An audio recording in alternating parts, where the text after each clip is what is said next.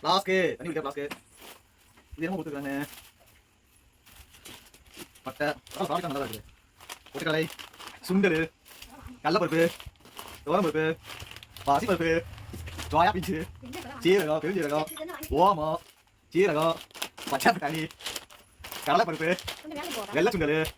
அவல் வெல்லம் எல்லாமே இருக்குது ஐயா கோதுமாவு சேமியா உளுந்தம் பருப்பு கடுகு மிளகு பிஸ்தா அப்பளம் கோதுமாவு பச்சை மாவு அரிசி மாவு வெங்காயம் வீட்டு தேவையான எல்லாமே கொடுத்துருக்காங்க பாயசத்துக்கு நல்லது பாசிப்பருப்பு பச்சைப்பருப்பு